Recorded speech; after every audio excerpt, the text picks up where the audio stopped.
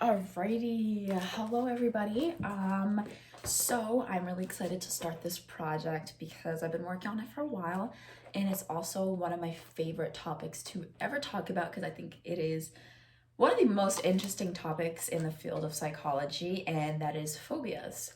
Phobias have also been super interesting to me because of the fact that there are so many different types of phobias, and I get to learn one every single time.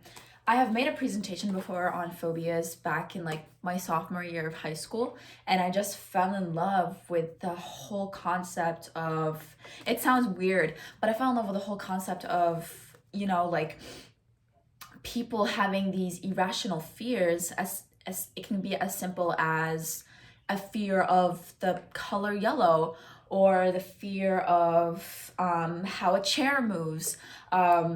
And there's also these reasonings behind them. And I just feel as though it's really interesting how the human brain works for you in order to kind of put those pieces together and really, like have a fear of something as simple as that.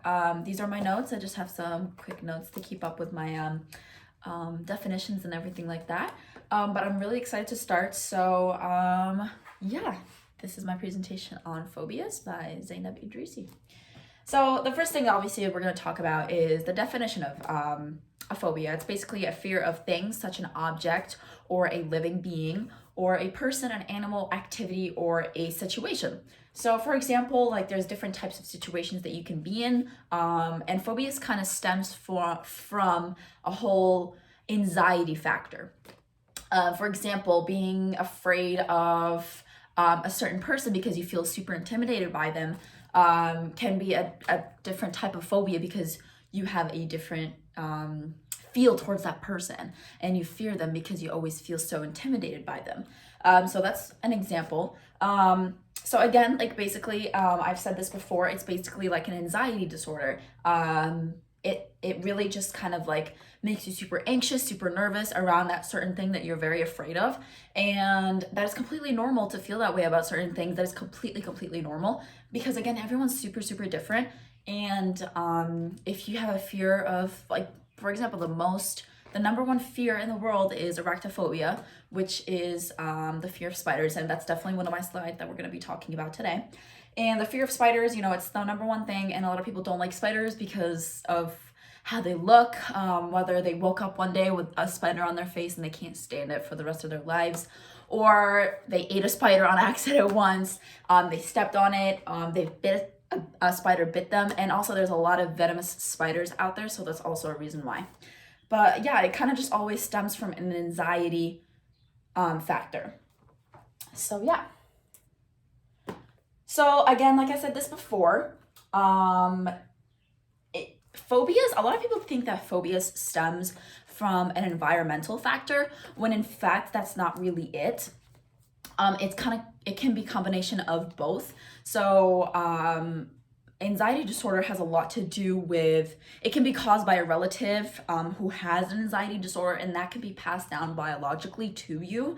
And an environmental fact can be, for example, like one day you were in your pool in your backyard and you drowned really bad, and it was an emotional, and it was a very like emotional process for you, and you feared water and pools ever since that.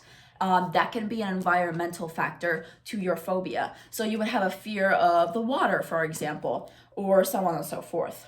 But yeah, so again, like I said, the whole pool thing as an example can cause a lot of trauma to you, and that can cause your phobia to be the way it is, which is understandable. And then the fact that anxiety disorders can be brought down from family members, for example, like schizophrenia, can cause so many different factors, and not a lot of people know this, but schizophrenia can cause a lot of factors to how a person sees things, how a person looks at things, how a person sees things, how a person thinks about things, and it can change your environment all around you, and that can be very, very scary to a person.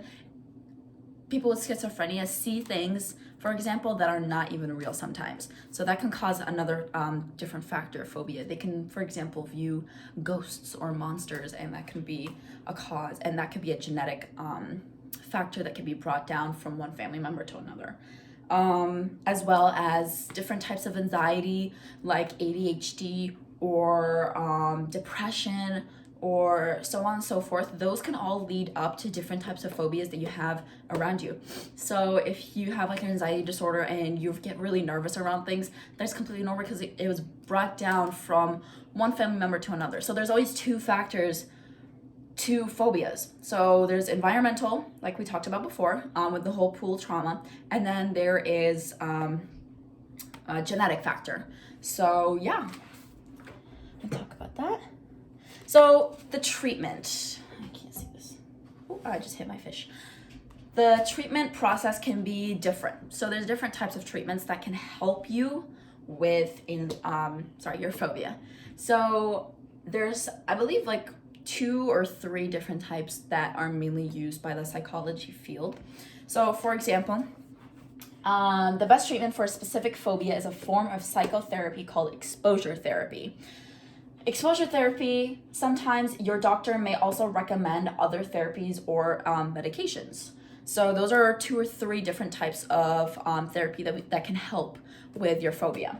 It can be, for example, I know somebody who has a fear of heights, and their job is they are a engineer. So they build buildings or really tall skyscrapers in New York, and they always get super anxious and they can't do their job right. So that can cause a lot of disruption in the work field, and it can almost, make you want to quit your job. So having something like exposure therapy or medication can definitely help you calm down for you to do your job right. So that's just one of the examples that therapy could be amazing for. And understanding the cause of a phobia is actually less important than focusing on how to treat the avoidance behavior that has developed over time, which is amazing. So, getting to study the person and how they react to certain things or certain foods or certain environments or certain people can also help you get over your phobia, and the process of the healing can help. You might not be 100%, but it's definitely going to help you lessen your anxiety more and more. So yeah, we talked about exposure therapy, which was one of the options. So exposure therapy basically is a way that can help you cope with the fear. So exposure therapy focuses on changing your response to the object or situation that you fear. So for example, we're going to use arachnophobia again. If you fear spiders, you're going to have to kind of be able to be around a spider. Maybe even if you can start slow. People start slow, and that's completely okay. You can even start as slow as, for example, a person bringing out a spider, even if it's like a daddy long leg, and you're sitting across the table and they're holding it and they're still nervous. One day after the other, one therapy session after the other, they're going to be able to cope with the fact that it's not harmful. It's just a little spider, and it can help them get over that fear.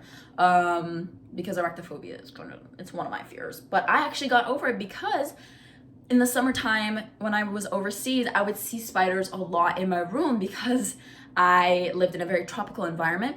So I had to kind of cope with the fact that at 3 a.m. my dad is not getting up at 3 a.m. to kill a spider for me, so I'm gonna have to do it myself. So I kind of got over that with that exposure therapy. That's kind of like an example of exposure therapy. So yeah. So for example, an example on here that I found online was from mayoclinic.org is if you're afraid of elevators, your therapy may progress from simply thinking about getting into an elevator. Again, like we said, start slow, to looking at pictures of elevators, to going near an elevator, to stepping into an elevator, and the next thing after the other. So it always starts off super slow so you don't get too overwhelmed or too anxious, which I love. It's perfect. It can definitely help you cope with it so much instead of if you don't like to go on medication. So cognitive behavioral therapy, CBT, as we use for short, involves combine exposure with other techniques to learn to view and cope with the feared objects or situations differently. You learn alternative beliefs about your fears and bodily sensations and the impact that they have on your life. So cognitive behavior therapy is kind of a combination of both, which is amazing as well. If you want to go even slower and if you want to talk about the past and bring it up, that can also be a factor to your treatment. So yeah. We've said this before. So we have cognitive behavior therapy. We have, we have cognitive behavior therapy and exposure therapy. I knew that. And we have also the choice of going on medication. So going on a medication is also an option. And a lot of people nowadays are going on medication, and I think it's very, very helpful. A lot of people do think that it's shameful to go on medication, and I don't believe that is at all. I think that medication can definitely help you cope with certain things in your life and make them so much easier to deal with. So for example, beta blockers is one of the number one type of medications that are used by people who have different like phobias or anxiety.